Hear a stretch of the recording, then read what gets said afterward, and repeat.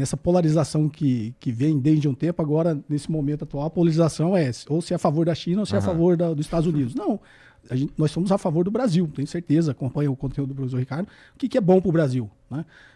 O que a China está mostrando é que ela faz negócio sem impor uma agenda para ninguém. Então, vamos fazer negócio com a China, se for bom economicamente, se for bom para o interesse. Eu até, quando o Lula foi para lá, fez alguns acordos, eu fiz as críticas do que eu acho que deveria ter negociado melhor, né? Tipo, vem aquela empresa de aplicativo concorrer com o iFood. Para ser outro iFood, não adianta, né? Se for para continuar precarizando o trabalho dos nossos trabalhadores, né? Para fazer a mesma coisa, para extrair riqueza, vai ser só um concorrente a mais e agora um concorrente chinês. Então, eu acho assim, foi uma crítica que eu fiz, vai trazer, sei lá, data center. Tem transferência de tecnologia, foi vista a parte de agressão ao meio ambiente. O que o Brasil vai ganhar com isso? Só abrir o mercado e deixar a empresa explorar? Também está errado, entendeu? Então, acho assim, os acordos que o Brasil faz com a China não tem essa imposição de agenda. No campo econômico, se for um bom acordo, faça. O que é um bom acordo econômico? O que a China fez com o resto do mundo. Aprender com a tecnologia que vai ser implantada no seu país, receber, até não só por acordo, mas por pressões políticas, né, nesses acordos, para que haja uma transferência de tecnologia, e aquilo que não tiver transferência de tecnologia faz como eles fizeram, eles aprenderam a fazer o negócio, né? Não dá igual a gente acabou com a nossa indústria automobilística. Não sei se você lembra até da época da Auto Latina, né? A Ford se uniu com a Volkswagen, criou-se a Auto Latina aqui, a gente virou só uma maquila. A gente só monta os automóveis. A inteligência mesmo da indústria automobilística nunca veio para o Brasil. A área de pesquisa e desenvolvimento, de ciência e tecnologia, de toda essa parte de produção intelectual, tanto de estratégias de mercado, de marketing, ficou tudo na sede desses países. A gente era só igual o filme do Charlie Chaplin, né? Só apertando parafuso e montando os carros. Isso não é bom para o país. A gente não aprendeu nada com isso. Tanto que a gente não tem indústria automobilística. Todos os países aprenderam, e todos os países que aprenderam têm a sua indústria automobilística nacional hoje. A China fez isso, né? Deixou a Tesla lá montar uma mega fábrica e aprendeu a fazer carro elétrico. Hoje domina o mercado de carro elétrico. A Coreia do Sul a mesma coisa. A Hyundai era uma carroça. Exigiu transferência de tecnologia da GM para que a GM pudesse atuar dentro do mercado coreano. Aprendeu. A Hyundai é uma potência na indústria automobilística. O Estado de Desenvolvimento japonês a mesma coisa fez com a Toyota. A Toyota no início era uma carroça também. Aprendeu, depois ainda foi lá nos Estados Unidos e se tornou a maior montadora de automóveis dos Estados Unidos. É uma montadora japonesa. Então, assim, o que o Brasil está fazendo nesse sentido? Né? A minha grande crítica é essa. Vamos abrir o mercado, fazer acordos, mas só ficar montando, só fornecer mão de obra? Não, o Brasil tem que se industrializar e crescer sempre em direção à fronteira tecnológica. Será que a gente... então isso quer dizer que a gente negocia mal no geral, né? E já negocia mal há muito tempo, então, né? E dá pra gente... Bom, tem um monte de indústria que a gente já perdeu o bonde, né? Então agora a gente teria que estar prestando atenção nas novas tecnologias, nas novas indústrias que estão se colocando no mundo, né? Não, sei lá, será que ainda tem espaço, por exemplo, para a gente, por exemplo, perseguir uma indústria automobilística no Brasil? Eu acho que tem, porque o Brasil é um grande mercado, né? A gente tem um trunfo na nossa mão. Países com mercado muito inferior conseguiram negociar isso. Você tem um grande mercado. Você é um país continental, 220 milhões de habitantes. Né? Tem um mercado consumidor relevante para o resto do mundo. Então, a gente precisa fazer exigências mais duras, né, nesses acordos. Quer acessar o meu mercado, quer produzir aqui, quer montar a sua indústria aqui? Eu tenho uma série de exigências. Né? A gente matou a Gurgel. A Gurgel poderia ser uma indústria automobilística nossa hoje que está competindo com essas grandes montadoras. E a gente matou ela. A gente matou várias indústrias no Brasil. Obviamente foram mal negociadas. A gente abriu o nosso mercado lá na era Collor, né? A gente não fez o que os países fez, proteger a sua indústria, a gente não protegeu, a gente simplesmente abriu o nosso mercado, não exigiu nenhum tipo de contrapartida de transferência de tecnologia. Então a gente tinha grandes indústrias. Você gosta de som, a gente tinha a Gradiente era brasileira, né? A gente matou a nossa indústria. Tudo que a gente tinha na fronteira tecnológica a gente matou. A única coisa que sobreviveu e hoje é motivo de orgulho do país são as empresas que eram estatais, que o governo, que era estatal, no caso da Embraer, né? A própria Embrapa, o agronegócio só é competitivo por causa da Embrapa, que é dinheiro público, porque qual que é a diferença do investimento estatal? O investimento estatal não tem visão de curto prazo, né? Se a gente tentar abrir um negócio aqui, fazer uma análise de viabilidade econômica e abrir isso para o mercado privado, a gente só vai receber dinheiro minha análise de viabilidade econômica, naquilo que dá o maior retorno no menor prazo. Aham. Vai oferecer para um fundo de private equity um negócio que vai dar retorno em 40 anos. Ninguém põe dinheiro nisso. Tanto que as próprias parcerias público-privadas de longo prazo têm dinheiro do Estado, do BNDES. Né? Então, assim, a gente precisa, ainda é tempo, eu acho, de fazer, mas o grande problema do Brasil é político, né? A gente está sempre pensando nos próximos 4 anos, né? Você não vê no Brasil um plano de 50 anos, como a China fez. Como eu quero estar daqui 50 anos, né? Daqui 5, 10, 15. Tem uma etapa que ele segue e segue na sua estratégia, taticamente ele implementa aquilo. O Brasil não tem um projeto de nação, projeto de desenvolvimento nacional. A gente não tem. Né? E eu acho que a gente precisa, enquanto sociedade, obviamente é difícil politicamente, né? Uma sociedade fragmentada, quantos partidos a gente tem aí, e a própria população não vota nisso, né? A gente não vota. Infelizmente, a gente ainda tem também, enquanto eleitor, essa visão de curto prazo, né? O que vai ser bom para mim daqui 2, 3 anos? Então, a gente tem que, no imaginário popular, na consciência popular, a gente tem que desenvolver esse tipo de pensamento estratégico também. Até para votar em projetos e não em personalidades, né? Sim. Hoje a gente vota bastante em personalidade, no fim das contas. Às vezes eu falo que a eleição no Brasil é como se fosse um concurso de Miss, né? Quem tem o melhor carisma, no fim das contas, aí acaba eleito. Ou quem consegue destruir mais o outro lado. Se for falar de Miss, tem a história do Keynes, né? Ah. O Keynes falou que quando a gente vai... igual a eleição de Miss, em economia, ele falou, você nunca elege a mais bonita. Você elege aquela que todo mundo vai votar, né? E nem sempre é a mais bonita. Então, E economia é um concurso de Miss também. Bom, e aí a gente então está numa situação que tem um Trump meio disparando para todo mundo. Inclusive, eu li hoje que para finalizar ou para tentar conseguir com que a guerra lá na Ucrânia e na Rússia pare, a guerra na Ucrânia, né? Pare, ele está impondo de novo taxas lá ao Coborino. Ele está impondo taxas de... O Ricardo vai falar melhor que isso. Ele está impondo taxas de 100% ao Putin e está mandando uns equipamentos lá de defesa para a Ucrânia também, né? Aquilo que tu estava falando, que assim, ele está se envolvendo com um monte de... se indispondo com uma porrada de gente ao redor do mundo. E aí tá numa situação complicada. Mas o que ele quer mesmo é o Nobel da Paz, né? Que a gente o Nobel da Paz, ele falou que vai ganhar. E, bom, isso que ele tá fazendo lá na Ucrânia, tu acha que poderia ajudar a caminhar pro final da guerra, cara? Então, mais uma vez, eu acho que mais uma vez vai ser o taco de novo, né? Trump always chicken out. Por quê? Não é que ele colocou 100% de tarifa agora. Ele falou que se nos próximos 50 dias não houver uma proposta de cessar-fogo, aí de fato ele vai colocar as tarifas de 100%.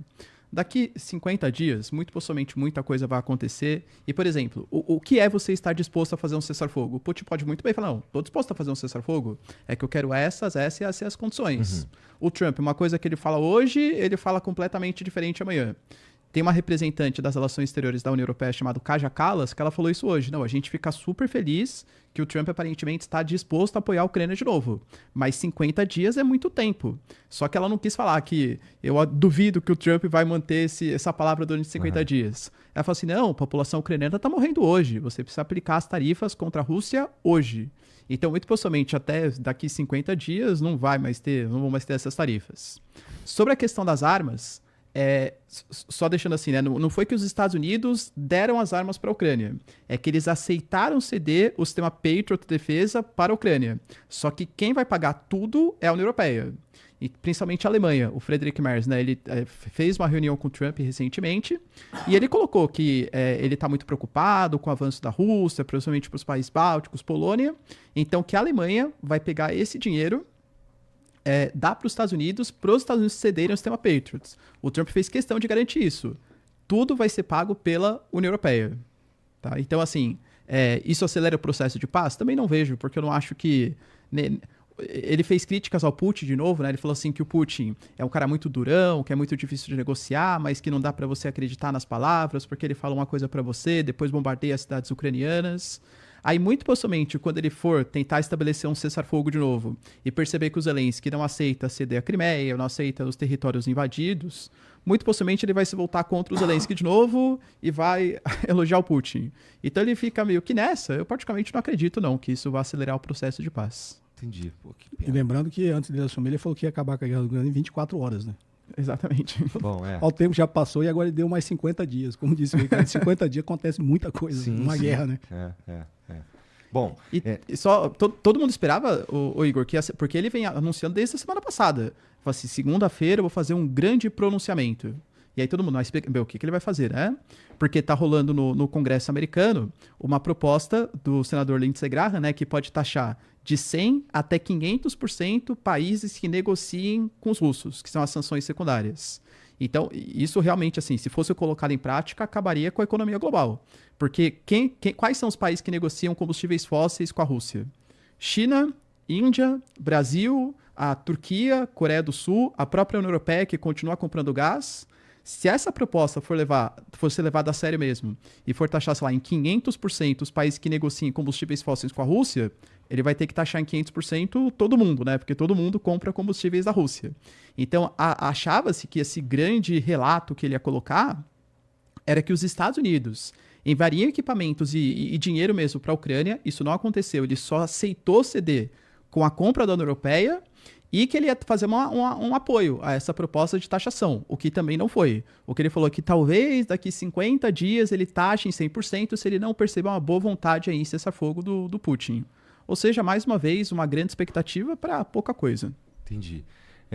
Voltando um pouco para o BRICS, a gente estava falando do como o dólar é importante como moeda mundial e qual é a importância disso para os Estados Unidos, né, para eles manterem a hegemonia. A gente está propondo como bloco o uso de alguma moeda específica ou a gente está pensando mais depende de com quem a gente está negociando? Igor, eu tenho uma conversa boa, assim, eu conheço o professor Paulo Nogueira Batista Júnior, que foi vice-presidente do Banco do BRICS, né? E o Elias Jabbour, que você conhece, que é muito meu amigo também, que também foi assessor econômico lá no Banco do BRICS, junto com a Dilma. O BRICS, na realidade, isso aí está muito mais no imaginário popular. O BRICS não está, por enquanto, procurando ter uma moeda única. Até porque eu acho que não é necessário, no meu ponto de vista. Se você faz negócios bilaterais usando as moedas nacionais de todos desses países e nesse acordo bilateral os países aceitam fazer isso, não tem necessidade de ter uma moeda única.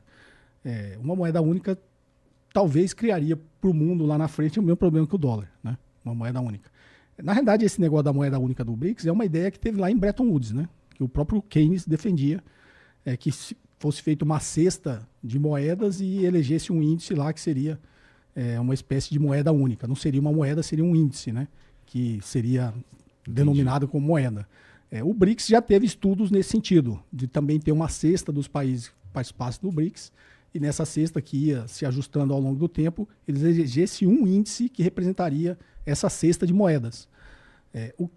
Com o passar do tempo, o que o BRICS tem feito nesses acordos bilaterais com as moedas nacionais, não tem essa necessidade de acelerar essa ideia de ter essa moeda única. O fato de se negociar, Brasil e China negociar utilizando real e yuan, não tem um porquê ter uma moeda única do BRICS.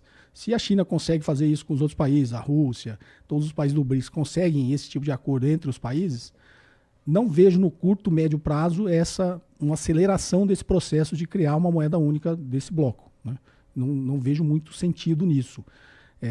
A preocupação, talvez, com eleger uma moeda do BRICS está muito mais na cabeça dos Estados Unidos, que é uma ameaça à hegemonia do dólar, do que dentro do bloco, né?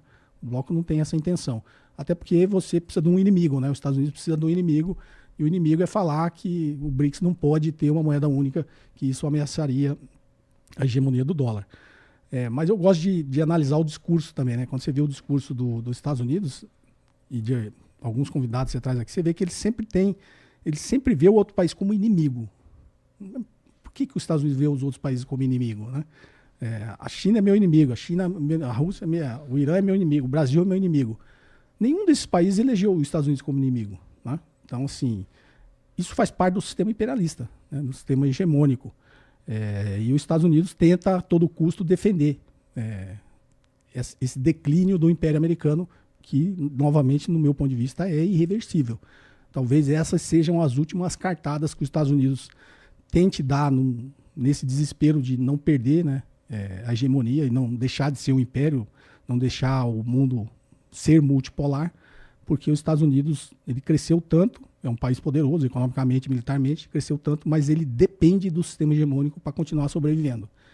Eu acho que, sei lá, daqui 100 anos, quando a gente for olhar para a história, vai descobrir que os Estados Unidos foi só mais um império que teve o seu período lá hegemônico, mas que voltou depois a ser um grande país, uma potência econômica, e teve que resolver seus problemas internos, porque o problema dos Estados Unidos é interno, né?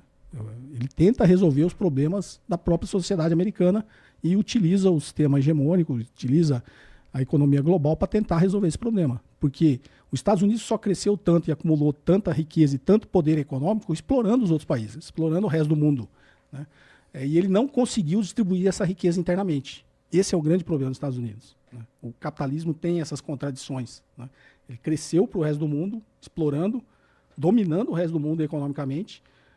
1% da população americana acumulou riquezas incomensuráveis, né? A Apple é a economia alemã inteira, né? A própria Apple. Vários bilionários lá têm um patrimônio maior que muitos países. Quando você pega todos os países que compõem a ONU, tem muitos bilionários americanos que ele sozinho é o tamanho dos países. É porque essa economia não foi, essa riqueza não foi redistribuída, né? Então, os Estados Unidos tem como ser uma grande economia, uma economia próspera, desde que ele consiga distribuir a riqueza internamente. Então, quando eu estou falando daqui 100 anos, talvez alguém esteja lendo um livro de história e vai falar, pô, como foi o Império Britânico. Dominou quase o mundo inteiro, teve que voltar a seus interesses dentro do seu território nacional, né? De resolver os seus problemas internos e continuar sendo um país próspero, economicamente grande. Por que você precisa dominar o mundo? Assim. E você está falando que essas são as últimas cartadas dos Estados Unidos, a gente conversou isso da última vez realmente. Então a gente não tem volta disso daí. Os Estados Unidos essa hegemonia, na tua opinião, vai ruir. Não tem jeito. Vai ruir, é uma questão de tempo. Os Estados Unidos começa a ter problemas de países subdesenvolvidos, né? Quando você começa a falar de problemas fiscais, os Estados Unidos nunca teve esse problema, justamente pela hegemonia do dólar. Ele vai começar a ter problemas fiscais, né? Os Estados Unidos tem 37 trilhões em dívida, vai crescer essa dívida só esse ano mais 2 trilhões, e o Trump aprovou lá que ele pode aumentar essa dívida em mais 5 trilhões. Dívida para ser emitida precisa de alguém para comprar. Então, se ele perder a hegemonia do dólar, ele não vai ter mercado para vender, né? Vai ter que vender internamente, na economia americana. A economia americana não absorve essa dívida desse tamanho. Aí ele vai passar a ter problema que o Brasil tem. O Brasil não consegue emitir... Obviamente, a gente emite dívida soberana lá fora, mas é muito pequena a capacidade que a gente tem de se financiar na economia mundial. Por que a gente está 100% do tempo aqui discutindo meta fiscal? Uhum. Porque a gente só consegue emitir dívida e vender internamente no Brasil. Mas tudo bem que tem investidor estrangeiro, entra aí. Também gera uma certa estabilidade na nossa economia por esse motivo. Mas é um problema que todos os países têm. E os Estados Unidos vai passar a ter esse problema quando ele perder a hegemonia do dólar. E aí ele vai passar a ter que realmente olhar para o seu mercado interno.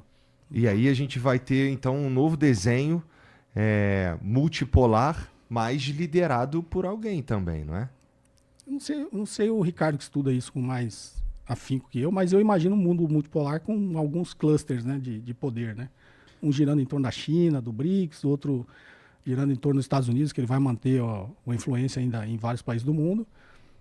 Não sei, talvez um mais ali pro lado da Rússia.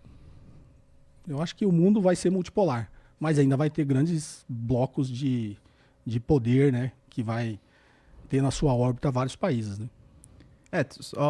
Na verdade, até fazer as vezes do Igor aqui, porque eu fiquei com uma dúvida também, Boris, se você puder me ajudar. Porque assim, quando eu falo, pelo menos, né, no meu conhecimento de economia, quando fala da moeda dos BRICS, eu penso que assim, talvez fosse ser importante, possivelmente, porque se a gente pega, por exemplo, uma negociação entre Brasil e Argentina, aí vamos imaginar que o Brasil tem um superávit econômico, a gente começa a fazer a negociação, por exemplo, em peso. E aí o Brasil começa a acumular peso. Mas o peso não é uma moeda que é muito bem aceita pelos outros países do mundo. Então a gente vai ter muito peso que só daria para usar com os argentinos. Se a gente tivesse essa moeda comum dos BRICS, que teria uma grande aceitação internacional, não faria mais sentido do que fazer negociações com moedas locais? Não, com certeza. Por isso que eu falei, no atual estágio de recomodação da geopolítica mundial, o BRICS não tem esse interesse em acelerar esse processo, né? Enquanto ele conseguir fazer os negócios bilaterais, ele ainda é um passo a ser dado, até por interesse de não desafiar tanto os Estados Unidos. O BRICS, na verdade, desacelerou isso também, É meio que como para não chamar muita atenção. Né? Não vou chamar muita atenção, porque quando eu falar que quero e vou criar, aí ele atrai toda a atenção e tudo isso que está acontecendo pode se intensificar. Mas, obviamente, quando isso estiver estabelecido, vai começar a ter esse problema, né? De você estar com moedas de outros países e não ter mercado para utilizar essa moeda, né? Você vai ter que utilizar com outros países. Por isso que, nesse segundo estágio, uma moeda seria uma cesta de moedas seria interessante. E não é tão difícil de implementar isso, né? Você criar uma cesta de moedas em que essas variações cambiais sejam consideradas e elas fossem reajustadas, sei lá, a cada trimestre você reajustava o balanceamento. É como se fosse um índice de bolsa, né? Você tem lá o índice Bovespa, ele muda a cada 4 meses, né? Dependendo da representatividade de transações financeiras que aquelas ações representam nessa cesta que é considerada a cesta do Bovespa. E aí você reajusta e o índice Bovespa passa a ser representado por outro. A lógica econômica seria mais ou menos a mesma, né? Você fazer uma cesta de moeda e você ir reajustando ao longo do tempo, e aí você utilizaria esse índice para realmente fazer isso. Você deu o exemplo do México, né? Eu fiz um negócio, sei lá, em peso, com o México. Eu não passo a não ter o peso, passo a ter esse índice, né? E aí esse índice, quando eu quiser utilizar ele para negociar de novo com o México, ele vai ter uma representatividade em relação ao peso. E aí vai ser mais ou menos e eu vou conseguir utilizar. Então, existem esses estudos, obviamente, existem dentro do Banco do BRICS, né, para criar essa moeda, mas eu acho que nesse estágio os países do BRICS não viu tanta necessidade de acelerar o processo. Uma coisa mais avançada, né? Mais para o futuro, né? Coisa mais para o futuro. Agora uma pergunta de burrão. Assim, lá na União Europeia, as trocas que eles fazem entre eles é em dólar ou é em euro? Na União Europeia? A troca que eles fazem... Não, entre eles é o euro. Então, como o BRICS, a gente funcionaria, a gente ter uma coisa parecida com o euro no BRICS? Sabe que o euro carrega um problema de origem, né? Que foi a crise do euro lá depois que teve a crise do subprime, né? O que foi a crise do euro? E eles até depois consultaram, curiosamente, eles consultaram o modelo brasileiro implementado aqui pelo Fernando Henrique. Não sei se você lembra quando o Fernando Henrique ele consolidou a dívida dos estados, né? E aí os estados passaram a não poder emitir dívida e passaram a ter uma dívida com a União, que tem até hoje. Eu tenho minhas críticas que eu acho que a União não deveria cobrar juros na dívida dos estados. Deveria ser um arranjo financeiro ali melhor formatado, né? Porque, de alguma forma, é como se a União estivesse explorando os estados. Mas você tirou a soberania fiscal dos estados por uma soberania monetária, né? O que aconteceu na União Europeia, eles fizeram isso sem tirar a soberania fiscal dos países. Então, qual que é o grande problema da Europa? Os países podem emitir dívida, mas não podem emitir moeda. Por que a gente não tem um problema aqui desse tipo no Brasil? Porque a gente pode, os estados, os entes federados não podem emitir dívida, quem pode emitir dívida é só a União, e a União emite moeda. Então, é o que a gente chama de livre de risco, né? Os títulos do Tesouro Brasileiro, do Tesouro Nacional, são títulos livres de risco, pela lógica simples de que é a mesma coisa. Se você poder emitir dívida e você tiver uma impressora de dinheiro no seu quarto, concorda que você nunca vai ficar inadimplente? Obviamente, no limite, tem o que eles chamam de calote via inflação, né? Eu vou te pagar, mas o dinheiro vai valer menos, né? No limite, se eu ficar imprimindo dinheiro demais, é isso que acontece. E a União Europeia, não. Eles fizeram uma unidade monetária, mas os países continuaram com a soberania para emitir dívida. Foi o problema que teve na Grécia, na Irlanda, depois ia se arrastar para a Itália, Portugal, porque os países tinham um monte de dívida, mas eles não podiam imprimir dinheiro. E aí eles tinham que recorrer ao Banco Central Europeu, né? Então a crise da União Europeia é justamente essa, que todos os países podem emitir dívida, mas não podem emitir moeda, né? Então, no limite, o Banco Central Europeu tem que ficar monitorando os estados e em algum momento ele tem que socorrer.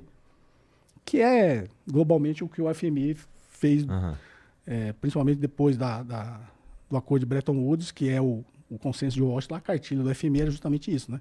Eu tenho a hegemonia do dólar, tenho o dólar, você está todo ferrado, endividado, quer dinheiro? Quer dinheiro, eu te dou dinheiro, mas você segue essa cartilha. É o que o Banco Central Europeu faz com os países, que fez com a Grécia, que gerou toda aquela revolta, foi isso, né? Eu te forneço o dinheiro que você precisa para pagar a sua dívida, mas você tem que seguir essa cartilha, né? Austeridade fiscal, tem que diminuir o gasto do governo, tem que privatizar suas empresas estatais, mesma cartilhazinha do Conselho de Washington. Justamente por isso, que é um bloco que tem uma unidade monetária, mas não tem uma unidade fiscal. Então, na tua opinião, de uma forma geral, não é maneiro o BRICS ter o BRICO, por exemplo, como moeda? Talvez nesse modelo de uma cesta de moeda, não ter uma moeda, ter um índice, na realidade vai ser um índice de conversibilidade. Né? No exemplo que o Ricardo deu, que é eu fiz um negócio, sei lá, México não tá, mas só por exemplo. Vamos pegar a própria China. Fiz um negócio com a China, tem aqui, sei lá, 100 bilhões de yuan. Putz, mas eu preciso comprar agora, no ano que vem, só 50 bilhões de yuan. O que eu vou fazer com os outros 50 bilhões de yuan? Se, sei lá, o Irã não aceita, a Rússia não aceita o yuan, digamos. Né? Esse índice seria, nessa cesta de moeda, um índice de conversibilidade. Esses 50 bilhões de yuan convertido nesse índice, depois, sei lá, convertido na moeda da Rússia, vale 40 bilhões. Entendeu? Esse índice seria um índice de conversibilidade. A lógica econômica seria essa. Né? E aí os países não precisariam ter essa unidade fiscal também, como foi na União Europeia. Você não teria uma moeda e um banco central emitindo essa moeda única, entendeu? O Banco do BRICS, na realidade, seria o banco que calcularia esse índice. Obviamente, num acordo com todos os países, e seria definido o peso de cada moeda nessa cesta, podendo, sei lá, ser reajustado a cada 3 meses, né?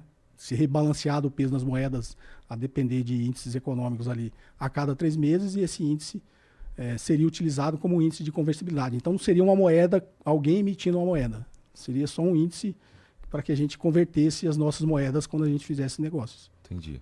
Na minha cabeça também não faz muito sentido, não. Porque, no caso, por exemplo, da União Europeia, eles até podem alegar que são países vizinhos, então facilita a questão do turismo, das trocas comerciais, né? Então, tem pontos positivos, claro, mas tem um ponto muito negativo que é você tirar toda a autonomia fiscal que os países têm, justamente de fazer impressão de papel moeda, de definir, por exemplo, políticas monetárias. Aí imagina, por exemplo, a gente cria essa moeda como um dos BRICS, que tem o Banco Central dos BRICS, ou o NDB, que vai ser responsável por essa moeda comum. Ela vai ser mais adequada, por exemplo, à realidade, por exemplo, da China, que é uma exportadora de tecnologia, ou vai ser uma moeda mais adequada à realidade do Brasil, que é um exportador mais de commodities, ou da África do Sul, ou da Rússia, entende? São países com realidades econômicas muito diferentes. Isso já gera problemas para a União Europeia, que é muito mais homogêneo do que os BRICS, por exemplo. Você pega países, por exemplo, como a Grécia, que dependem de turismo, exportação de uva, azeitona. Ter o euro com a moeda supervalorizada dificulta a exportação dos produtos. Para a Alemanha, por exemplo, que é uma nação muito mais importadora ou que exporta produtos de maior valor agregado, faz sentido ter o euro mais valorizado. Para países talvez como Espanha, Grécia, a Portugal, por exemplo, faz menos sentido. Mesma questão dos BRICS. Então, por mais que pudesse trazer algum tipo de benefício no sentido de aumentar as trocas comerciais, não acho que impactaria tanto no turismo, como impacta na União Europeia, e teria o problema de perder a autonomia fiscal, que é uma coisa importante para os países. Entendi.